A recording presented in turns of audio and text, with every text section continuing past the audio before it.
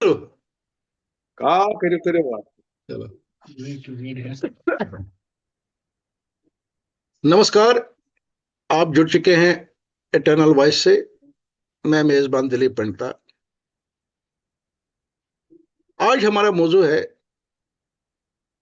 कश्मीरी पंडित की रिहैबिलिटेशन।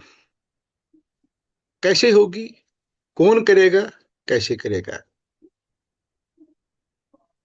इसके साथ हमने आज दिल्ली से हमारे बड़े भाई है दीपक खंडू जी। आज उनको हमने बुलाया है इस प्रोग्राम में। आज उनके व्यूज जानते हैं कि कश्मीरी पंडित का रिहैबिलिटेशन एंड रिटर्न ये कैसे होगा और इसकी प्रोसेस कैसे होनी चाहिए। दीपक जी, आपका स्वागत है इटर्नल वॉइस में। तो उम्मीद करता हूं कि आज जो हमारा डिस्कशन रहेगा, हम हर एक बात पे एलोबरेट करेंगे कि जो आज हमारी कुछ कॉरपोरेट ऑफिस खुली पड़ी है, जो पिछले 35 साल से हमारे कॉरपोरेट ऑफिस खुले पड़े हैं। आज हर एक कॉरपोरेट ऑफिस ने अपना अपना एक डिस्ट्रीब्यूटर जम्मू में रखा है, दिल्ली में रखा है, कश्मीर में रखा है, ताकि हम कश्मीरी पंडित को वो मिठाई मिठाई का वो चॉकलेट मुंह में डाल के उनको हम सब्ज बाग दिखा के कश्मीर में रिहैबिलिटेट करेंगे। आपकी क्या राय है इस बारे में?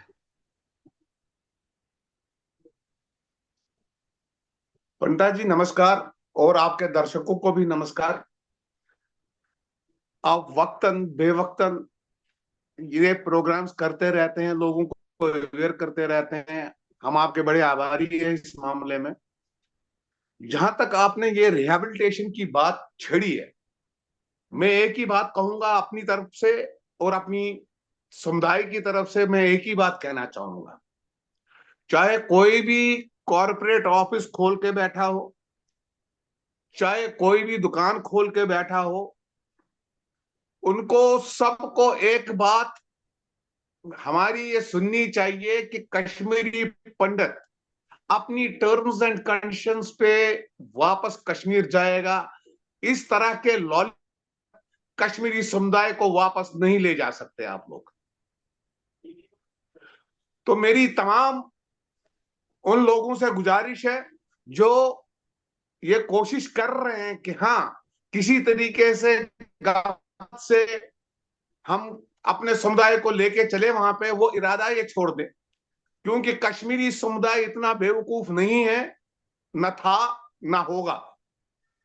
We need our rehabilitation at our own terms and conditions.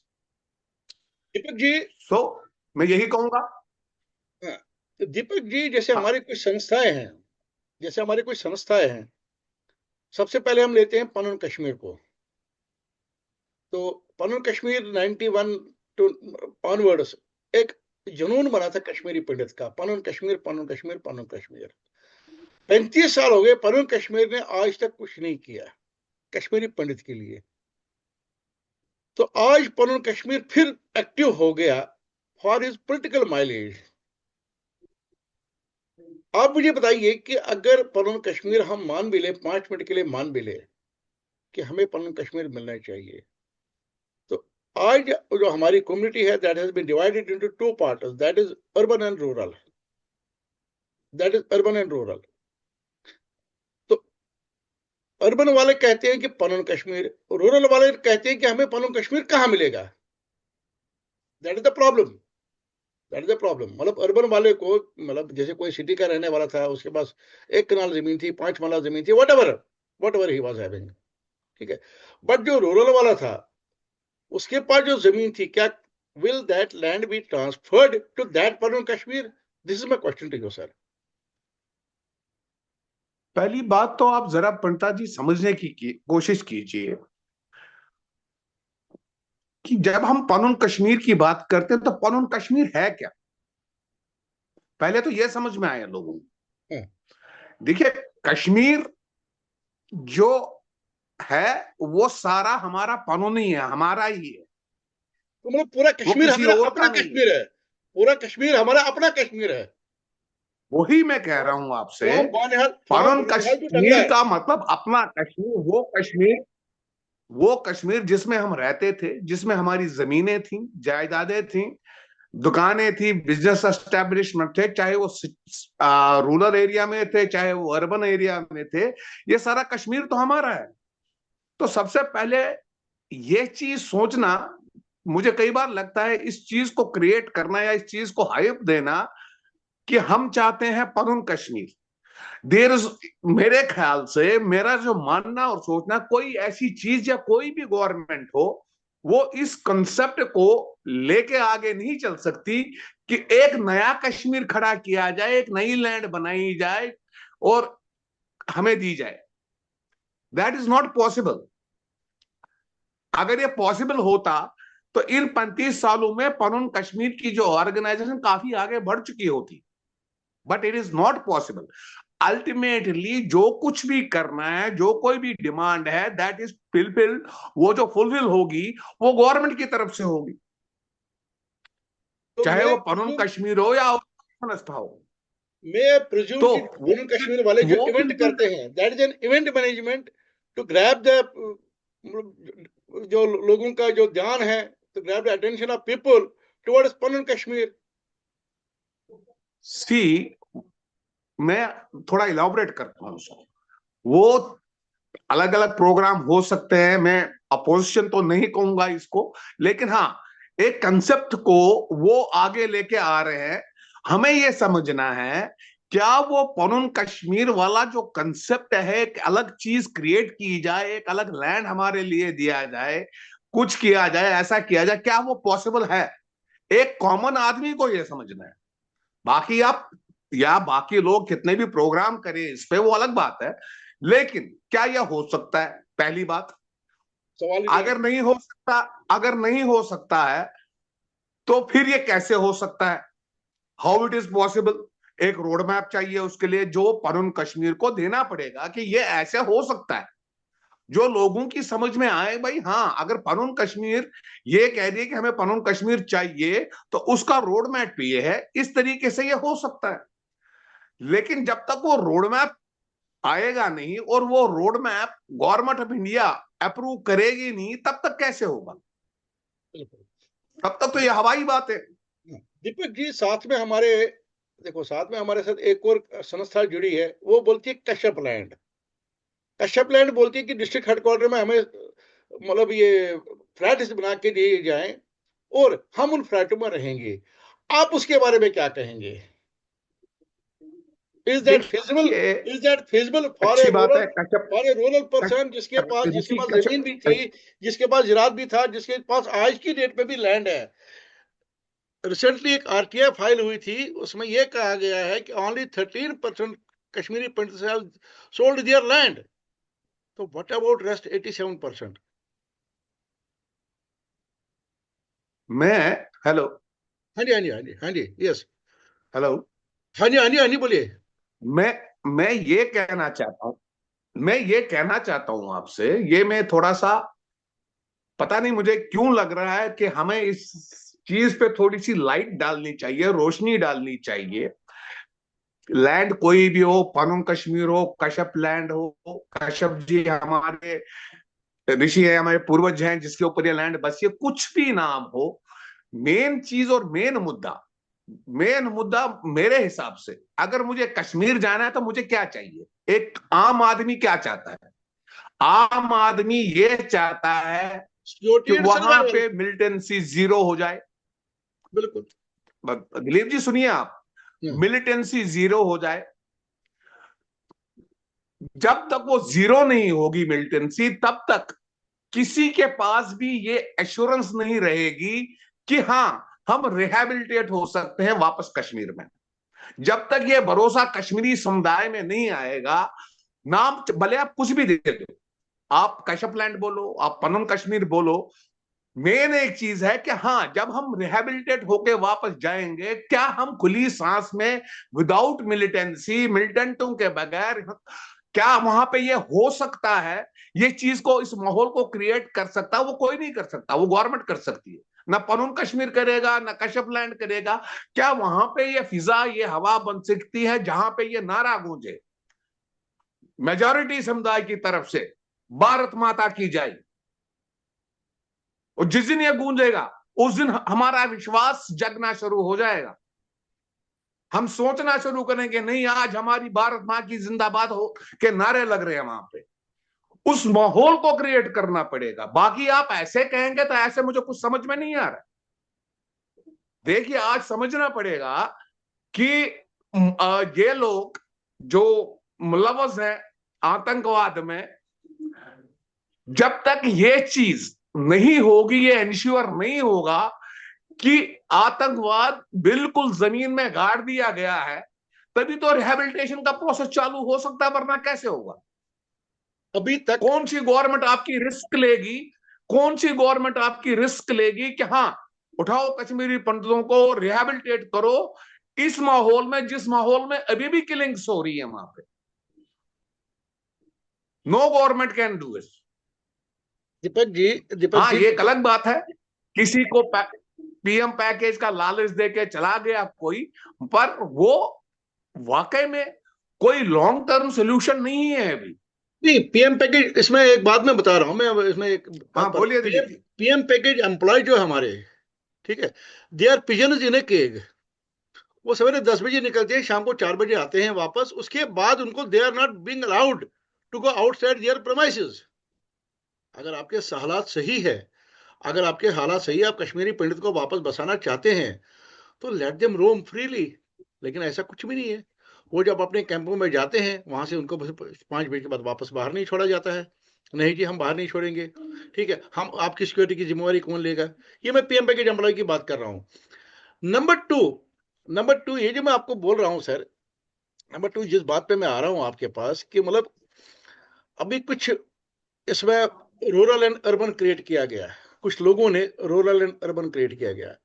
जो अभी मीरवाइज का एक स्टेटमेंट आया था, राइजिंग, उसमें राइजिंग कश्मीर में एक स्टेटमेंट आया था कि वी वेलकम कश्मीरी पंडित्स।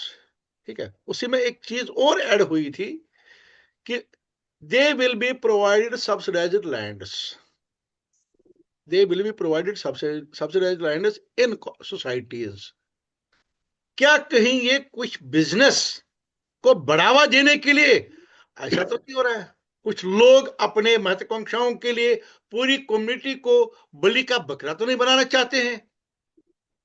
क्योंकि देखो, सबसे बड़ा कंसर्न है ना कम्युनिटी। हमारे लिए इंडिविजुअल कोई चीज कोई मायने नहीं रखता है। सबसे बड़ी चीज है कम्युनिटी। अगर कम्युनिटी है तभी दिलीप पंडित, तभी दीपक पंडू है। अगर कम्युनिटी नहीं है, अगर कम्युनिटी नहीं है तो ना आप है ना मैं हूं। तो हमें ये बताइए कि एज कम्युनिटी हमें क्या करना पड़ेगा उन लोगों के खिलाफ है।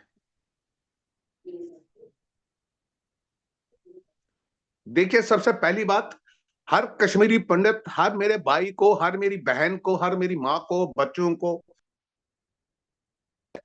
ये सब जो चीजें हो रही है, कभी सब्सिडाइज लैंड या कभी कुछ कभी कुछ, ये वो चूरन है जो हमारा चूरन है और हम ही को वापस बेच रहे हैं।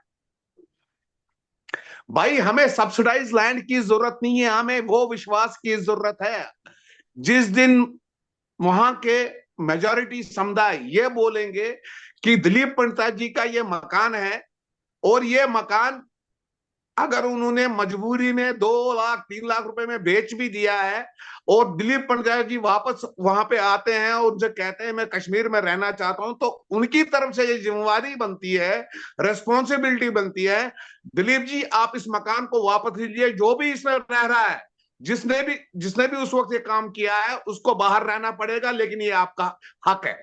जितनी देर तक मेजॉरिटी समुदाय इस मामले में अपने दिमाग को नहीं खोलेगी, तब तक ये विश्वास नहीं जीता जा सकता हमारा। बिल्कुल। तो मैं बहुत मैं जरूरी है। मैं इसमें एक चीज ऐड करना चाहता हूं कि जो लोग आज घड़ियाली आंसू बहा रहे हैं कश्मीरी पंडित के लिए, जो आज कश्मीरी पंडित के लिए घड़ियालू आंसू बहा रहे हैं, मैं आज उनको एक रिक्वेस्ट करता हूं, हाथ जोड़ के रिक्वेस्ट करता हूं, if they are sincere, if they are sincere, I will organise a programme in Jatti. Let them come and say to Kashmiri Pandit that we welcome you in Kashmir. Please आप कश्मीर आइए, अपने घरों में आइए, अपने घरों में बसिए, हम आपके साथ हैं। दिलीप क्या वो दिन आ सकता है? क्या वो दिन आ दिलीप सकता जी, है? वो दिन तो आपको भी आ सकता है, लेकिन सवाल ये है, खाली ये कहने से नहीं, इसको जमीन पे ला के वो एक्सरसाइज करनी पड़ेगी। सर आज मेरे क्यों? मेरे नहीं नहीं नहीं नहीं नहीं नहीं नहीं। इसमें इसमें एक एक सर, इसमें एक चीज और है। इसमें एक चीज और है। 2019 तक 2019 तक आप एक पैरेलल गवर्नमेंट चला रहे थे। You are as powerful as CM, as governor. 2019 तक आपको वो याद क्यों नहीं आया? और 2019 के बाद आज 2025 में आपको याद कैसे आया? My question is simple. My question is simple कि 2019 तक आपको कश्मीरी पंडित याद नहीं आया, आज 2025 में आपको याद क्यों आया? ये बहुत बड़ा क्वेश्चन है। ये बहुत बड़ा क्वेश्चन है उनकी सिंसियरिटी पे। इसमें क्या कहेंगे आप? देखिए दिलीप जी, देखिए दिलीप जी, उमर फारूक जी ने, मौलवी फारूक जी ने जो बयान दिया है, मुझे नहीं समझ में आ रहा है उस बयान देने की बुनियाद क्या है। पहली बात, सब्सिडाइज लैंड तो बाद में देखेंगे। पहली बात, कश्मीरी पंडित कभी ये नहीं समझता, क्योंकि वो एक सेक्शन के मजहबी नेता है। हम्म। वो इस चीज को अगर कहते हैं, वो एक सेक्शन के मजहबी नेता हैं। मेरे लिए उमर फारूक साहब तो सिंपल एक पर्सन है, जो उमर फारूक जी हैं। बिल्कुल। मेरे लिए वो कोई मजहबी नेता नहीं है। बिल्कुल। मेरे लिए कोई वो सियासी नेता नहीं है। तो सवाल ये उठता है, सबसे पहली ये चीज हुई आज उमर फारूक जी, एक मुझे नहीं लगता लोग क्यों ध्यान दे रहे हैं इन बातों पे, क्यों वहां पे थोड़ा सा वो हो रहा है उनको। मुझे ये समझ में नहीं आता है कि चलो उमर फारूक जी ने बोल दिया जो भी बोल दिया, लाओ जी कश्मीरी पंडितों को वापस लाओ। तो क्या वो जिम्मेवारी ले रहे हैं? क्या वो गवर्नमेंट के सामने ये लिख के देने को तैयार है, गवर्नमेंट ऑफ इंडिया को, कि अगर एक भी कश्मीरी पंडित का नाखून में भी कुछ प्रॉब्लम हुई तो मैं जिम्मेवार हूंगा, मैं रिस्पॉन्सिबल हूंगा? Is he ready for that? तो वही आ रही है। अगर किसी बात तो कश्मीरी वही आ रही है पंडित कि को जो वहां पे अपने मारा गया तो जो उमर अपने बाप फारूक की जी, मौलवी जो अपने फारूक जी बाप की जिम्मेवार? हिफाजत नहीं कर पाया है, जो अपने बाप की हिफाजत नहीं कर पाया, वो एक कौम की हिफाजत कैसे करेगा? सवाल वही है। सवाल वही है। देखिए, पूरा कश्मीर आज की डेट में मौलवी उमर के उसमें नहीं है। मौलवी उमर के कंट्रोल में नहीं है। क्यों? कश्मीर आज की डेट में 5-6 तबकों में बटा हुआ है। 5-6 तबकों में बटा हुआ है। ठीक है। पहले आप मौलवी साहब को यह बोलिए कि हमें सूफीज्म लाके दीजिए ना कश्मीर में।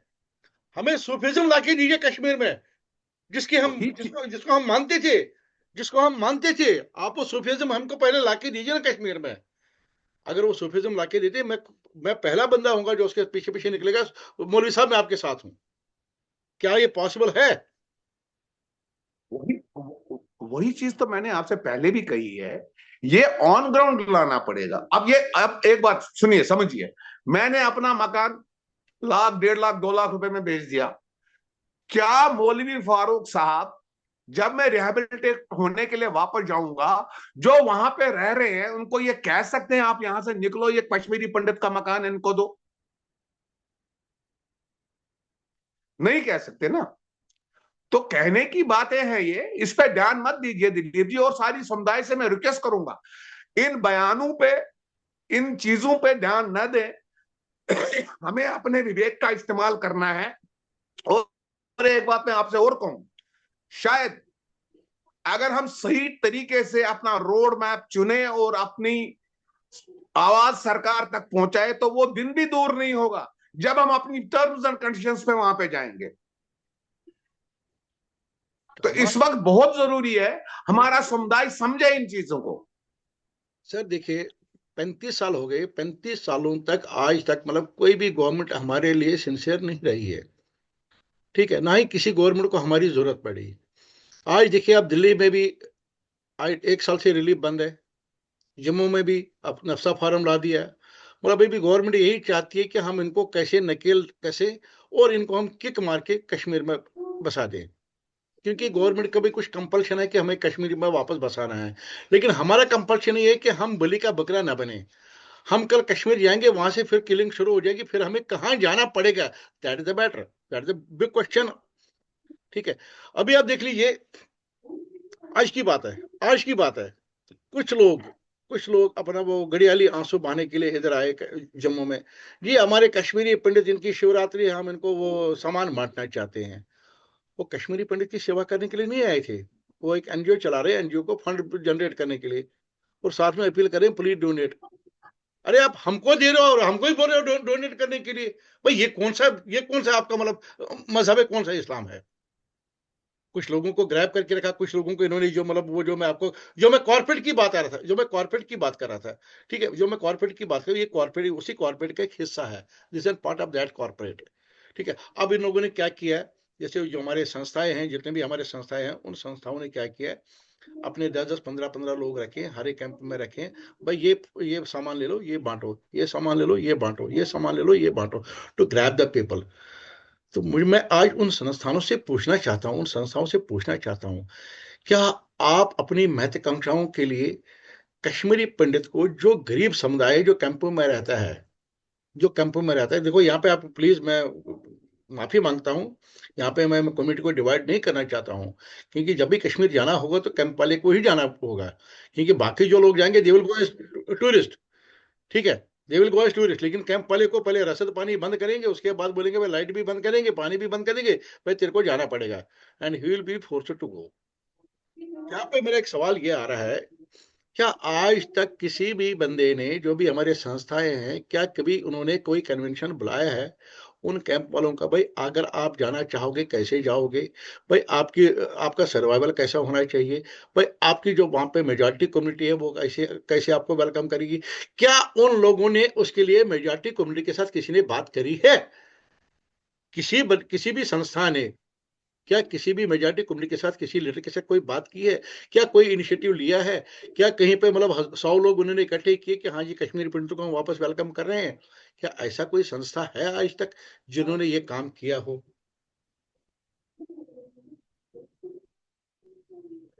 देखिए दिलीप जी, आपके दो सवाल हैं।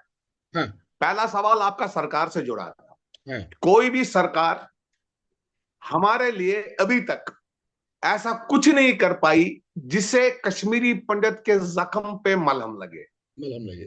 ठीक है, मगर इसके साथ, इस सवाल के साथ, सबसे पहले मैं आपको यह कहना चाहता हूं, मैं अपने समुदाय को सल्यूट करना चाहता हूं। I yes. Want to salute my Kashmiri Pandit समुदाय, really believe me as a gentleman. जब हम माइग्रेट हुए थे, दिलीप जी आपसे सवाल है, जब हम माइग्रेट हुए थे तो हमारा रिलीफ अमाउंट कितना था? जब हम माइग्रेंट हुए थे। दिलीप जी, हाँ जी, हाँ जी। जब हम माइग्रेंट हुए थे, जब हम विस्थापित हुए, जब जम्मू में रिलीफ चालू किया गया, वो इनिशियली अमाउंट कितना था? That was 500। 500। That was 500। Yes. और एक एक फैमिली में हम 10-10 12-12 लोग कम से कम थे। बिल्कुल। क्या 500 रुपए पे एक फैमिली पलती थी उस कैंप में? नहीं। सवाल ही नहीं उठता, नहीं लेकिन बल्कि इस थी। समुदाय को सल्यूट है, इस समुदाय को सल्यूट है, इस समुदाय को नमन है। अब मुझे मेरे अपने बच्चों पे नाज है कि कम से कम उन्होंने मेहनत करके किसी तरह से अपनी रोजी रोटी को चलाया है और अपने स्वाभिमान को, अपनी इज्जत को बरकरार रखा है। इसमें किसी गवर्नमेंट का कोई साथ नहीं है। और सेम कहानी हमारी उन संस्थाओं की भी है जो हमें बेचना चाहते हैं। कोई हाथ नहीं है, कोई रोल नहीं है उनका, ना ही कोई उनका हक बनेगा इस वक्त हमारे इस कॉज को डाइल्यूट करने के लिए। दीपक जी, समझिए बात को, आज भी हमारे बच्चे, आज भी हमारे बच्चे इस जबरदस्त त्रासदी के बाद, इस माहौल में अपनी मेहनत, अपनी खून पसीने से एक एक पैसा कमा के अपने आप को पालते हैं, अपने परिवार को पालते हैं। आज दिल्ली में किसी भी तरह से कुछ भी हो जाए, ये कश्मीरी समुदाय को मैं सल्यूट करता हूं। इन्होंने जितने जबर और जुल्म हमारे पे किए हैं, लेकिन हमने अपने आप को किसी ना किसी, आप यकीन मानिए, अगर दिल्ली में कोई बीमार होता है, मामूली सा बुखार भी आता है, मामूली सा बुखार भी आता है, तो हॉस्पिटल का खर्चा कम से कम 1 लाख रुपए तक आ जाता है।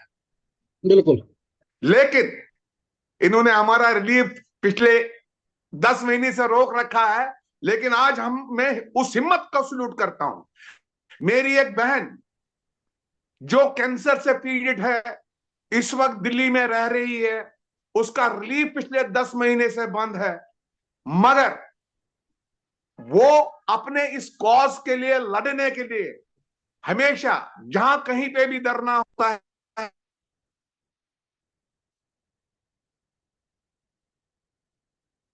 दीपक जी,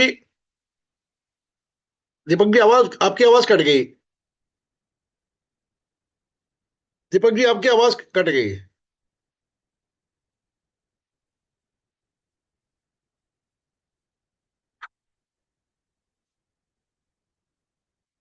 पता नहीं कुछ टेक्निकल प्रॉब्लम आई है दीपक जी के साथ में। जैसे दीपक जी ने बोला कि मैं अपनी कम्युनिटी को सल्यूट करता हूं, वाकई हमारी कम्युनिटी सल्यूट के काबिल है। Big salute to my community with core of my heart. जिस कम्युनिटी ने टेंटों में रह के, वन रूम टेनामेंट में रह के अपनी कौम को आगे बढ़ाया, अपने बच्चों को पढ़ाया, I salute my community with core of my heart. हमारी बर्थ रेट कम हुई है, हमारी डेथ रेट ज्यादा हुई है।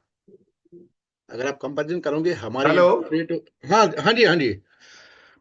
हेलो। हाँ दीपक जी, वीडियो नहीं है आपका? आवाज आ रही है दिलीप जी? हाँ, आवाज आ रही है, वीडियो नहीं है आपका। वीडियो नहीं आ रहा, समझ नहीं आ रही। हाँ। एक मिनट, एक मिनट, एक मिनट, एक मिनट। आ गई वीडियो भी। बिल्कुल बिल्कुल। तो दिलीप जी, मैं ये कहना चाहता था आपसे, किसी टेक्निकल की वजह से ये थोड़ा सा प्रॉब्लम कुछ आ रहा है, नेटवर्क में प्रॉब्लम्स हैं। मैं आपसे ये कहना चाहता हूं, मैं अपने समुदाय को सल्यूट करता हूं, नमन करता हूं, हमारे बच्चों को जो इस वक्त भी इन मुश्किल हालात में अपने आप को खड़े रखे हुए हैं, अपने आप को तैयार रखे हुए हैं, और इन मुश्किलों का सामना दिन ब दिन चाहे कितनी भी आए करते हैं। और शायद यही एक प्राइड हमारा है कि हम पिछले 35 सालों से जो ये जीवन जी रहे हैं, लेकिन हमने हिम्मत नहीं आ रही है।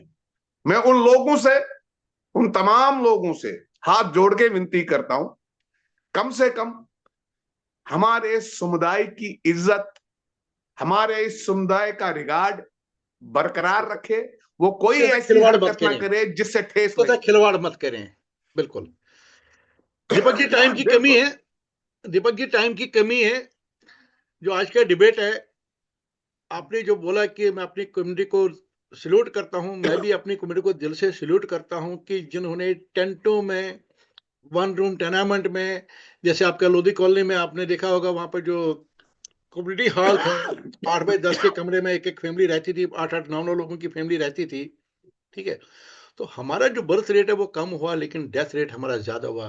But nobody bothered till date to see इस कश्मीरी पंडित कम्युनिटी के साथ क्या हुआ।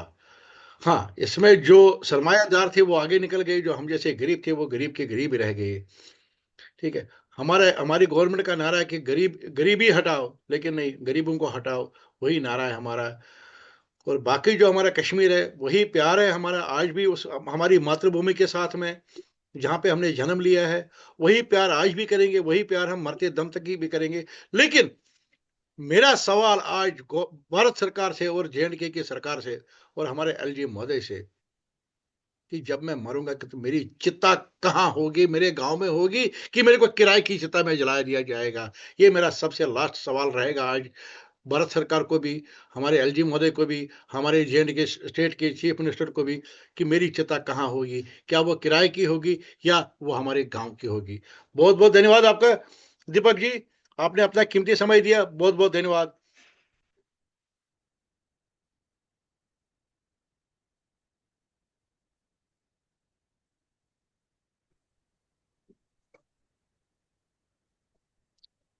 हेलो। हाँ हाँ, बस टाइम खत्म हो गया इसमें। हेलो। हाँ, टाइम खत्म हो गया।